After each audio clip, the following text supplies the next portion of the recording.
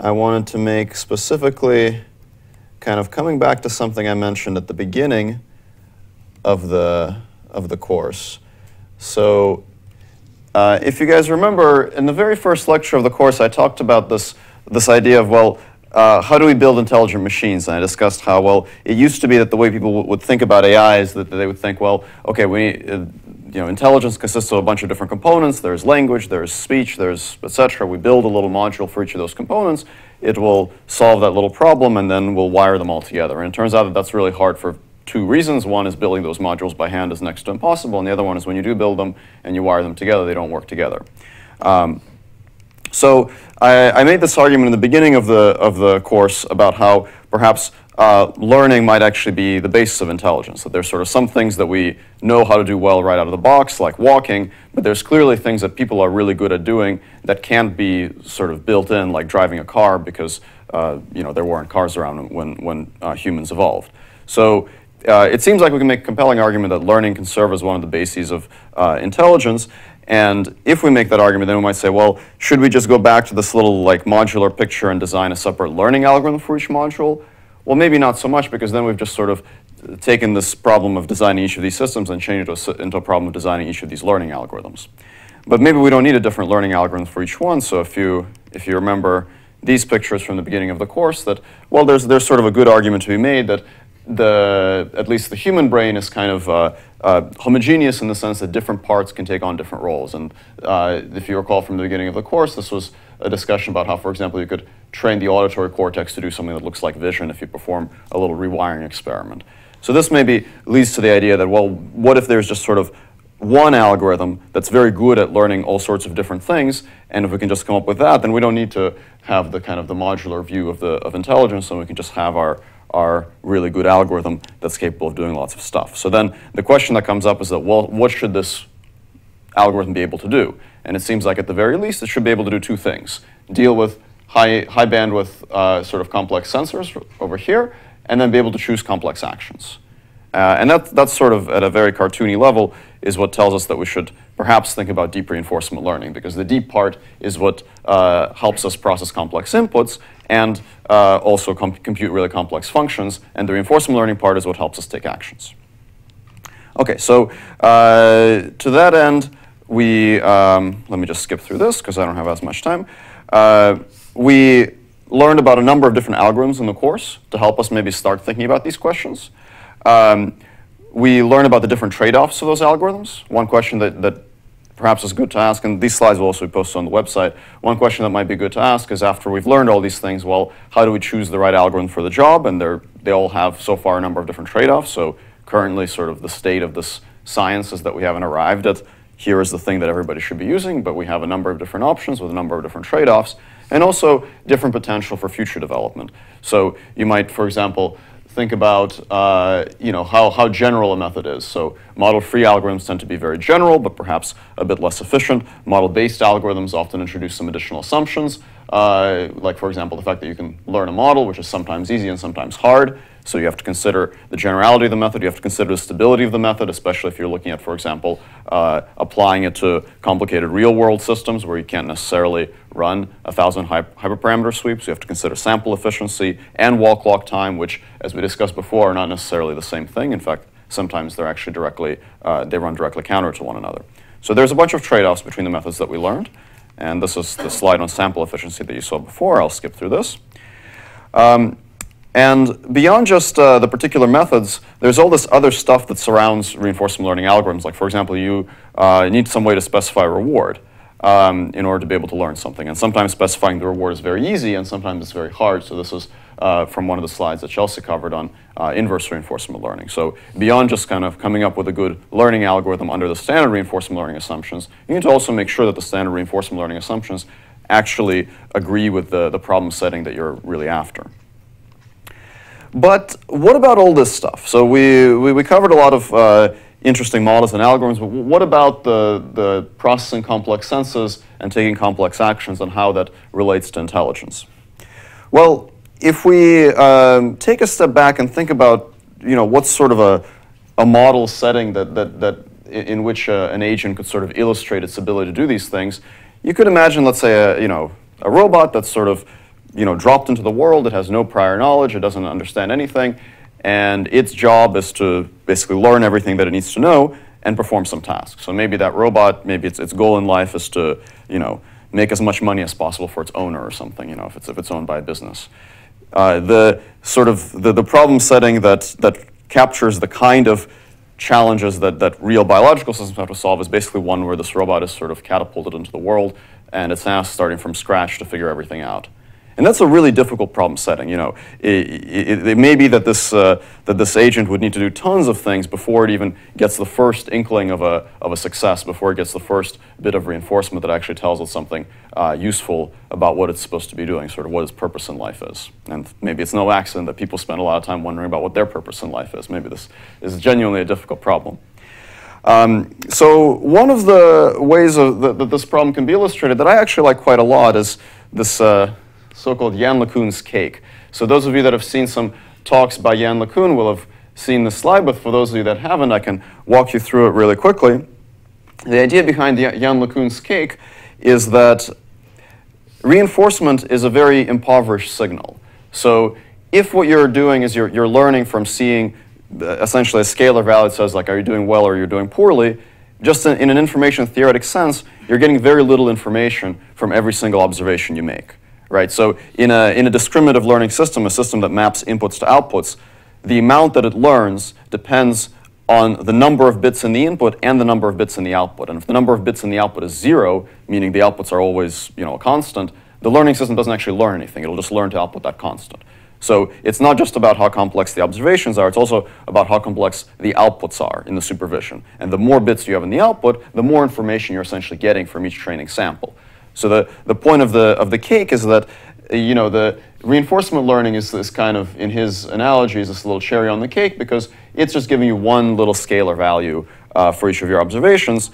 Traditional supervised learning, kind of like the image classification type stuff, is the icing on the cake, and these are his words, not mine, because they're giving you 10 to some relatively small number of bits per sample, more than one scalar, but not too much.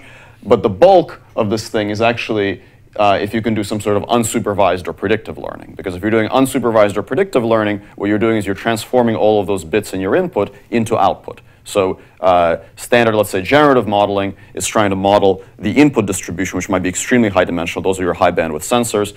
Predictive modeling, where you're predicting the next observation, that's also dealing with the entire set of high bandwidth sensors. So that's where you can get a lot of bits of output. So, of course, the argument from this is that, well, if we'd like to get this robot that's catapulted into the world and asked to do complex reasoning to actually behave intelligently, we'd like to make use of all of the bits of supervision that we can obtain from unsupervised or predictive learning. And this is actually, in some ways, was, I think, part of the message in Parsa's talk earlier as well, with the auxiliary objectives. Okay, so this is kind of one view of the world, that maybe this says that if you want to do kind of the more general, intelligent agents thing, perhaps you need to think beyond maximizing rewards and into really incorporating objectives that give you more bits of supervision. Now, that's, of course, one of a number of answers. So the question that this is an answer to is, where does the supervision come from? And Yann LeCun's cake is one of those answers, which is that it comes from unsupervised or self-supervised learning, or perhaps model learning, so learning to predict the future. And this is a very different view on model learning than the standard model-based RL. So standard model-based RL says that, well, if I learn a model, it'll be easier for me to get a policy. And this is more like saying, if I learn a model, it'll get me the right representation. And then generative modeling of the world. Now, Yann LeCun's cake is not the only piece of the puzzle. You could, there are a number of other hypotheses, and I'll just sort of list maybe the three of the most popular ones. So another hypothesis that, well, maybe it's not about setting up the right kind of predictive or unsupervised learning algorithm. Maybe it's about imitation and understanding other agents. So the argument here is that, well, if you catapult a human into the world who has no memory of anything and doesn't know how to do anything, maybe they won't fare so well either. People don't exist in a vacuum. We learn from other people. We have culture and so on. A person who hasn't learned anything from other humans would be, no more capable than a caveman at doing more complex tasks. So we're social animals for a reason, and there's a reason actually that generally the more intelligent animals are, the more likely they are to be social animals. So perhaps the answer really is not to try to build the perfect learning algorithm over here, but to try actually to figure out how to appropriately acquire skills from other agents by watching them. So this is sort of a view of the world that says that imitation is actually one of the primary ingredients, not just sort of a secondary thing that helps you along. And maybe this is worth thinking about as well. And then the third hypothesis is sort of the giant value backup. So this is saying that, well, yeah, it's one scalar value, but you're not actually learning to predict reward, you're learning to predict value. And value is a really complicated signal because value involves the reward backed up over the complex dynamics of the system. So even though it's one scalar value, it's actually a really complex scalar value. And that really complex scalar value is going to actually contain a lot of information about the future. So this basically says that forget all this stuff, just develop the right reinforcement learning algorithm, and by virtue of the value function being, in fact, a rich reward signal because it implicates all the dynamics, maybe you'll actually still do all right. So this is sort of the RL purist view. I don't know which one of these is the correct answer or if it's some combination of these, so maybe it's all of the above.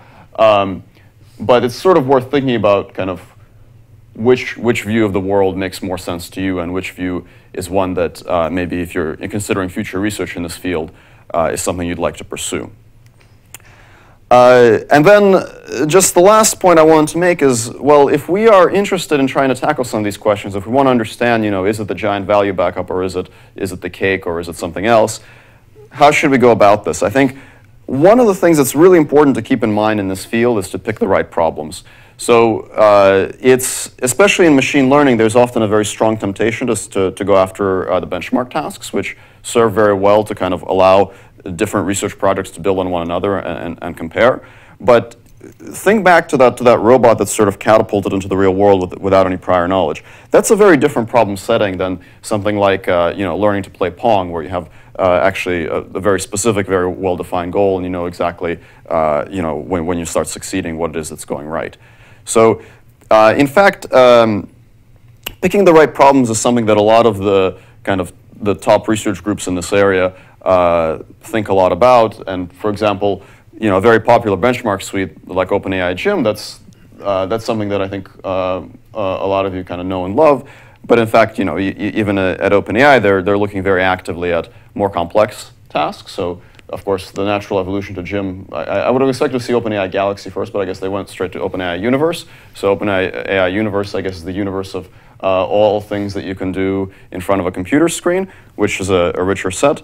And of course, you can imagine that if you go into things that are actually in the real world, maybe they're not quite sort of catapulted to the middle of the jungle and asked to survive, but at least some reasonable proxy. There you might also get a rich set of problems that you can look to try to really understand what are the key challenges in these areas. So it's important to pick the right problems, think through sort of what are the ingredients of an environment or the ingredients of a task that would really kind of exercise the agent's ability to act intelligently. There's this old idea in AI that if you try to solve a problem that doesn't actually require intelligence, it's impossible to actually develop an AI algorithm. So make sure that you pick a problem that actually requires intelligence.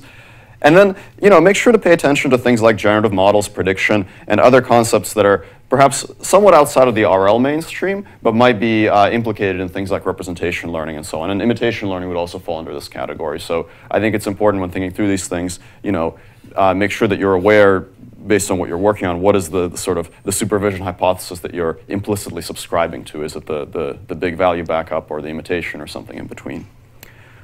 Okay. Well, that's it for today's material. I think, is there somebody in the room right now for the course evals? I think they were supposed to. Okay. So do you guys have any questions?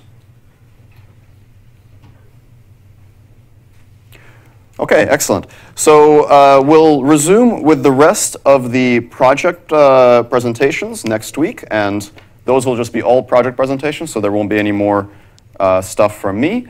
And yeah, for the rest of today's lecture, we'll have course evaluations, and I'll step out of the room for that. Thank you very much.